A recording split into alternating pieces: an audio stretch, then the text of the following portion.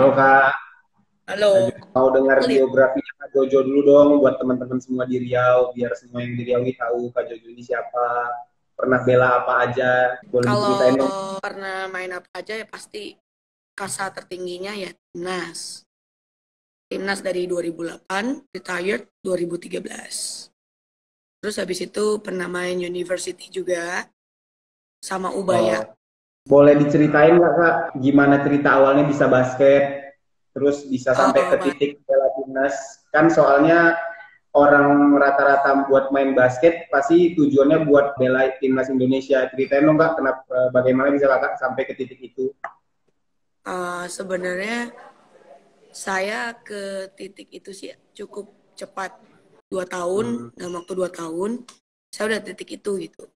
Jadi tahun Oh, pertama saya di daerah, di Sidoarjo. Terus tahun berikutnya saya diminta dan pindah ke Sahabat Surabaya. Klub waktu itu masih main Kobanita waktu itu. oh Nah, ya. setelah itu tahun kedua itu nggak lama saya main junior timnas. Jadi selisih 2 tahun ya, tahun pertama, tahun kedua baru main timnas. Sebenarnya sebelum Per- jadi timnas di 2008 itu udah suruh main sayaba, cuman tidak dibolehkan sama klub. Oh gitu. Berarti Ya, Kak Jojo termasuk atlet yang cukup cepat progresnya lah ya. iya termasuk Eh, agak karbit ya. Iya, 2 tahun kan lumayan cepet tuh. Kak ini juga mau nanya, sebelumnya kakak itu pernah pertama kali masuk klub apa? Terus posisinya juga apa? Klub saya Tridharma Sidoarjo. oh itu sebelum Surabaya ya Kak. Belum. Paling pertama Tridharma Dan Sidoarjo. ya dan Kakak di klub pertama Kakak sempat bawa timnya juara nggak? Ceritain dong Kak pengalamannya. Belum pernah. Belum Jadi pernah. juaranya di Surabaya ya Kak. Juaranya di Surabaya. Juara satu terus. Mm. Buat daerah. Terus nih Kak, ada yang nanya juga, gimana sih cara ngimbangin di dalam lapangan basket baik defense ataupun offense yang baik gitu Kak. Bisa boleh bantu sharing nggak Kak buat teman-teman yang nonton Offense dan defense yang baik ya. di daerah kita. Kalau misalkan offense-nya bagus ya udah cukup gitu. Padahal kan kalau dalam tentang bola basket tuh ada defense, ada offense. Boleh dikasih tahu nggak Kak sharing ke teman-teman? Kalau kalau offense itu apa ya? Lebih ke kayak kamu challenge yourself buat lebih explore gitu loh. Explore apa yang ada di kamu. Kalau defense lebih ke mau sih. Kalau defense tuh Oh lebih ke mau. mau. Jadi Oke, jadi nah, mau dikasih teknik sebagus apapun kalau nggak mau nggak bisa. Jadi memang harus ada kemauan buat defense.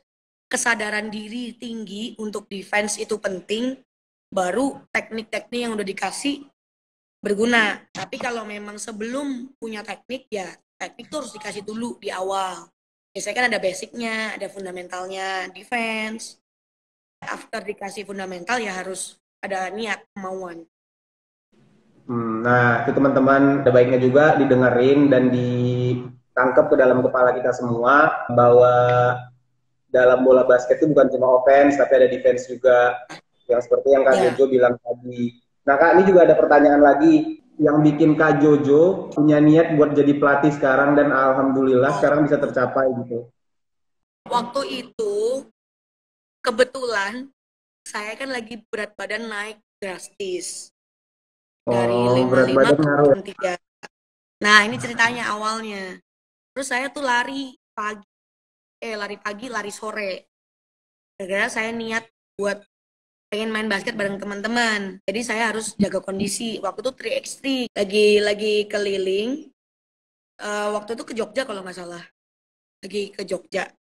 Nah, habis itu saya harus lari tuh muterin. Saya target lari.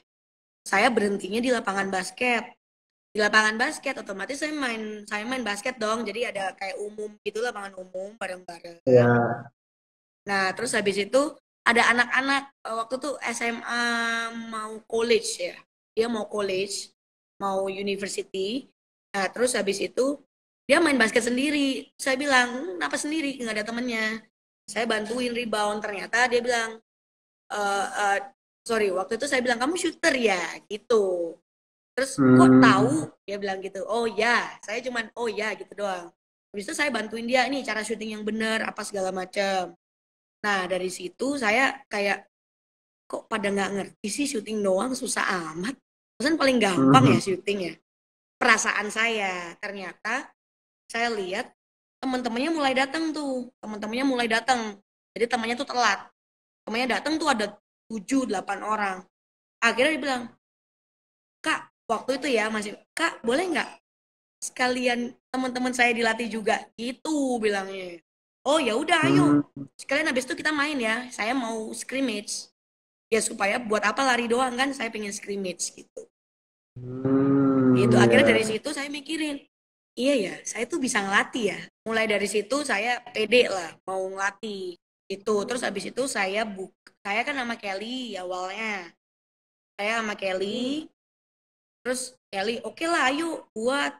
Tapi dia nggak bisa terlalu fokus karena kan memang IBL bergulir di Sabtu dan Minggu. Sedangkan kita buatnya itu di Sabtu dan Minggu memang di weekend. Someday saya bilang kita nih butuh promosi. Promosi itu nggak cuma lewat sosmed waktu itu, kita butuh kontennya untuk masukin ke sosmed. Nah saya waktu itu main ke Purwakarta ke tempat teman saya. Main ke Purwakarta, terus habis itu saya bilang, saya mau nih buat sekolah, tapi saya butuh konten. Saya bilang, gimana kalau kita buat coaching klinik di sini? Saya bilang gitu. Saya buat coaching klinik. Pokoknya long story short, saya buat coaching klinik itu dihadirin 289 anak. Dan saya nyiapinnya dalam waktu 4 hari.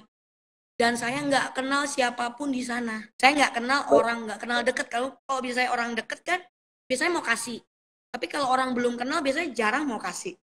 Benar kan? Nah ini saya kayak udah bonek aja namanya dari Surabaya ya. Bondo nekat aja udah langsung ke sekolah-sekolah. Saya bilang mau nggak ketemu sama Kelly Purwanto waktu itu. Ya udah pada rame, booming. Ya itu udah dari situ tuh mulai tuh basket di Purwakarta mulailah terlihat dan tercium gitu. Ya. Nah kakak kan sekarang nih ibaratnya cuma ngelatih akademi atau ada ngelatih sekolah, ngelatih SD atau apapun itu. Berarti kakak cuma ngelatih akademi ya sekarang? Enggak, saya kebetulan ngelatih akademi sama klub. Kenapa klub? Karena waktu itu diminta tolong, udah beberapa waktu diminta tolong terus. Kalau orang udah deket, udah ditolak masih minta tolong, ya udah mau nggak mau ditolong. Jadi saya sampai jadi ngelatih klub karena itu awalnya.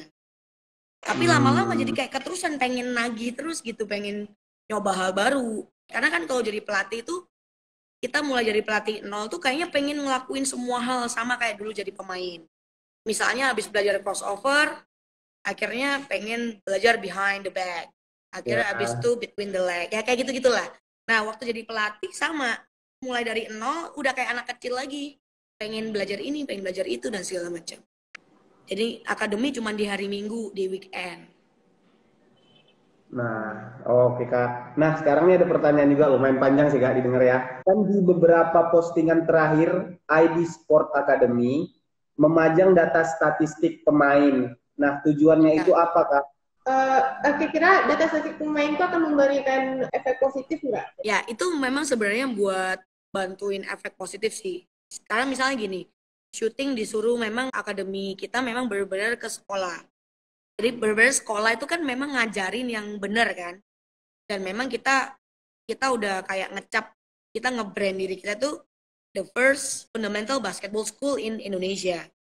Jadi memang kita benerin fundamentalnya. Saat dia udah bener, kita kasih tes. Tes itu jadi shooting apa segala macam. Terus ada attitude, ada karakter, ada shooting, ya kan? Terus ada handling dan segala macamnya yang ada di permainan bola basket. Jadi sometimes kalau misalnya kita di zaman sekarang ini banyak anak-anak yang didukung sama orang tuanya, disupport, dibeliin sepatu bagus, didatengin saat pertandingan, dianter-anterin, ya kan? Itu tuh kayak mereka udah kayak sultannya gitu. Pelatihnya udah kayak jongosnya. Sedangkan saya nggak bisa orangnya digituin. Saya bilang, kamu mau bayar saya berapapun, saya nggak akan jadi jongos kamu gitu maksudnya. Saya akan ajarin begitu. Maksudnya Jadi poin itu adalah supaya dia paham bahwa oh ya aku jelek banget ya. Sedangkan anak lain itu anak lain yang bagus-bagus yang ada di DKI atau di daerah lain itu punya statistik yang lebih bagus daripada dia jauh. Jadi dia tuh masih belum apa-apa gitu. Terus kedua memang untuk raport. Itu. Jadi raport dari sebenarnya itu raportnya udah banyak banget cuman baru bisa nge-push ya waktu itu gitu. Harusnya udah banyak. Oke, Kak. Jadi itu Nah, udah apa akumulasi. gini nih Kak, kan Kakak sekarang posisinya ngelatih nih. Ya. Kalau Kakak ketemu pemain yang misalkan egonya luar biasa ketika Kakak ngasih tahu, lu harus ngelakuin ini. Enggak, gue mau ini gitu, tapi nggak sesuai sama yang Kakak instruksiin. Nah itu solusinya gimana Kak buat ngadepin pemain yang kayak gitu?